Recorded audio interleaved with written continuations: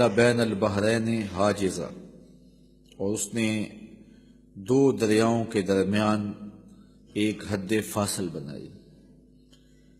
کھاری پانی اور میٹھا پانی سمندر میں اکٹھا چلتا ہے، یہ سخت کڑوا، یہ سخت میٹھا، اور کڑوا میٹھا نہیں ہوتا، میٹھا کڑوا نہیں ہوتا، میلوں تک اکٹھے سمندر میں یہ پانی چلتے ہیں، روئیں چلتی ہیں، اور درمیان میں اللہ کے حکم کا پردہ ہے۔ الہ مع اللہ، کوئی ہو سکتا ہے جو اللہ کے علاوہ معبود ہو؟ بل اکثرہم لا یعلمون، بلکہ ان میں سے اکثر سمجھتے نہیں ہیں۔ حضرت امام شافعی علیہ رحمہ شہتوت کے درخت کے نیچے بیٹھے تھے، کسی نے کہا اللہ کے ہونے کی دلیل دو، آپ نے کہا یہ شہتوت کا درخت ہی لے لو۔ کہا یہ کیا ہوا، جو سامنے آئی چیز اس کو دلیل قرار دے دیا۔ کہا دیکھو شہتوت کا درخت ہے، اس کی جڑوں کا رنگ اور ہے، تنے کا رنگ اور ہے، شاخوں کا رنگ اور ہے، پتوں کا رنگ اور ہے، پھل کچا ہو تو رنگ اور ہے، پک جائے تو رنگ اور ہے، ایک ہی زمین سے نکلتا ہے۔ پھر چھال کا ذائقہ اور ہے، پتوں کا ذائقہ اور ہے، پھل کچا ہو تو ذائقہ اور ہے، پک جائے تو ذائقہ اور ہے۔ پھر اسی شہتوت کے پتے بکری کھائے تو دودھ دیتی ہے، گدھا کھائے تو لید کرتا ہے، ریشم کا کیڑا چاٹے تو ریشم دیتا ہے، شہد کی مکھی چوسے تو شہد دیتی ہے۔ میٹیریل ایک ہے، نتیجے الگ الگ برآمد ہو رہے ہیں۔ تو کہا اگر تم اس شہتوت کے درخت کو دیکھو تو یہی اللہ کے ہونے کی دلیل ہے۔ کہ اللہ کے علاوہ اب بھی کسی کو معبود مانو گے؟ جب مشکل میں کافر بھی پھنستے، جب وہ جنگل میں جاتے پھنس جاتے، کوئی راستہ نہ ملتا، یا سمندر میں کشتی پہ سفر کر رہے ہوتے تو کشتی ڈولتی اور موت سامنے نظر آتی، پھر اپنے بتوں کو نہ پکارتے، پھر خدا کو پکارتے، لیکن اللہ اتنا کریم ہے پھر بھی انہیں نجات عطا کر دیتا۔ یہ نہیں کہ اب پھنس گئے ہیں تو ڈبو دو، نہیں، اللہ تعالیٰ جل شانہ کافر بھی فریاد کرے تو اس کی بھی سنتا ہے۔ اس لیے کہا مظلوم کی آہ سے ڈرو، چاہے وہ کافر کیوں نہ ہو۔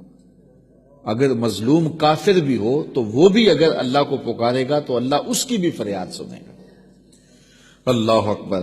تو جب مشکل میں پھنس جاتے ہیں، صحراؤں میں، جنگلوں میں، اور جب وہ سمندری سفر میں طوفانوں کی زد میں اور بھنور میں پھنس جاتی ہیں ان کی کشتیاں، تو پھر وہ اللہ کو پکارتے ہیں، اور اللہ تعالیٰ جل شانہ بھنور میں پھنسی ہوئی کشتیوں کو نکال دیتا ہے اور مشکلوں کو کافور کر دیتا ہے۔ وَيَكْشِفُ السُّوءَ وَيَجْعَلُكُمْ خُلَفَاءَ الْأَرْضِ، اور وہ مصیبت کو دور کر دیتا ہے اور تم کو زمین میں صاحب تصرف بنا دیتا ہے، زمین کی خلافتیں عطا کر دیتا ہے، تخت و تاج عطا کر دیتا ہے، تمہیں شاہی دے دیتا ہے۔ اللہ تعالیٰ ارشاد فرماتا ہے الہ مع اللہ، کیا اب بھی اللہ کے علاوہ کوئی معبود بناؤ گے؟ کون ہے جو تمہیں مشکلوں میں کام آتا ہے؟ کون تمہارے دکھوں کا مداوع ہے؟ قلیلا ما تذکرون، بہت تھوڑے ہیں جو یاد رکھتے ہیں۔